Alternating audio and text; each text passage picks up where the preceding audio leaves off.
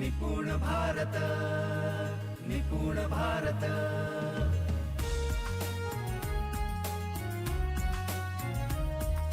निपुण भारत, निपुण भारत। नमस्कार दोस्तों, हर व्यक्ति को बिना काम किए फल चाहिए। बगैर काम के फल का मतलब क्या है? कुछ लोगों को बुरा लगेगा कि नहीं, हमें श्रम का फल चाहिए। थोड़ा तर्क लगाकर सोचिए, आम का फल अगर आम है, चीकू का फल चीकू है, तो श्रम का फल क्या है? वो तो श्रम ही हो सकता है। श्रम करके अगर श्रम ही हाथ आ रहा है तो उसे नहीं करना चाहिए। हम मस्ती में आराम करेंगे, आराम से जीवन गुजारेंगे, फिर भी हमें चाहिए वो परिणाम मिलेंगे। आराम से जीवन गुजारेंगे मतलब शारीरिक श्रम कम करेंगे और बौद्धिक श्रम ज्यादा करेंगे। मानव का जन्म इसलिए हुआ है ताकि वो शारीरिक श्रम नहीं बल्कि बौद्धिक श्रम करे।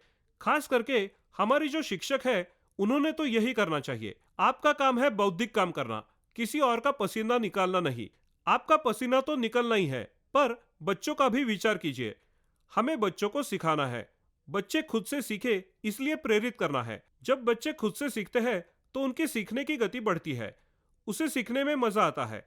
फिर बच्चे उपलब्ध मर्यादित साधनों में भी ज्यादा सीखते हैं। बच्चे जब खुद से सीखने के लिए प्रेरित होते हैं तब वे शिक्षक पर निर्भर नहीं होते। अभी हमारे सिस्टम या स्कूल में क्या हो रहा है? आज हम 12वां पाठ पढ़ेंगे, उसे बोलना फिर एक्सप्लेन करेंगे। जब बच्चे खुद से सीखेंगे तब ऐसा नहीं कि जब आप 12वां पाठ पढ़ाएंगे तब बच्चे सीखेंगे। ये जो मैकेनिकल थिंग है ये निकल जाएगी, इसलिए कुछ चीजें हमें करनी पड़ेगी। पहली चीज, सिखाना बंद करना पड़ेगा। दूसरी चीज, बच्चा खुद से सीख सकता है इस पर विश्वास करना। तीसरी चीज, बच्चे को उसकी गति से सीखने देना चाहिए। चौथी चीज, जब जब बच्चा सीखने के लिए आगे बढ़ेगा तब तक उसके हर कदम में हमें उसे साथ देना पड़ेगा। हमें साथ होना चाहिए, इसका मतलब क्या है? आप उसे सिखाइए मत, सिर्फ उसके साथ रहिए।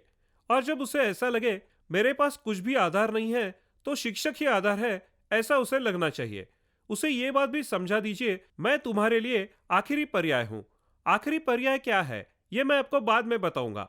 तो इस भावना के साथ, इस फीलिंग के साथ हमें उसके साथ जाना पड़ेगा। दूसरी बात ये कि जब हम बच्चे को कुछ सीखने के लिए प्रेरित करते हैं तो उसे अच्छी लगने वाली छोटी छोटी चीजों से हमें शुरू करना पड़ेगा। नहीं तो अब बच्चों को खुद से सीखने के लिए प्रेरित करना है, इसलिए उसके सामने किताबें फेंक दी और कहा तुम ये सब सीख लो।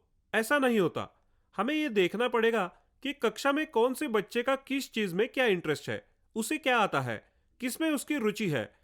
उस चीज से हमें शुरू करना पड़ेगा।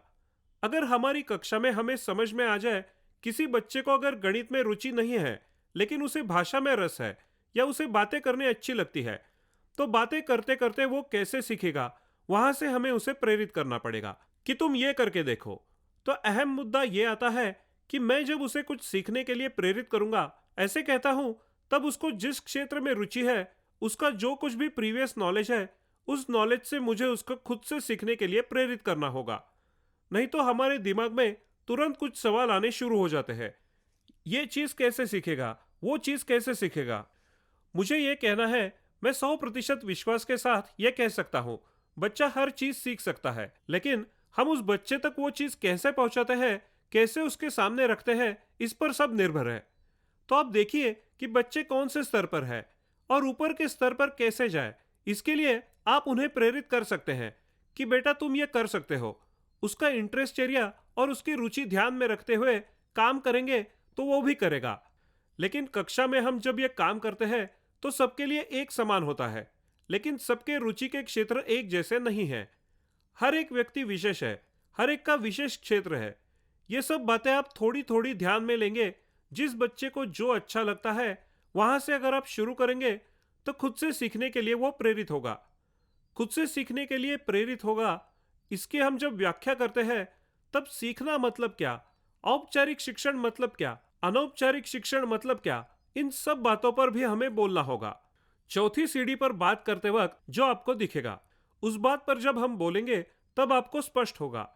आज इस स्टेज पर हम ये विचार कर रहे हैं, हमें हर बच्चे को सीखने के लिए क्या करना है, प्रेरित करना है। उन्हें हम सिखाएंगे नहीं, लेकिन आपके दिमाग में कुछ और सवाल निर्माण हो सकते हैं कि सर ऐसे कैसे,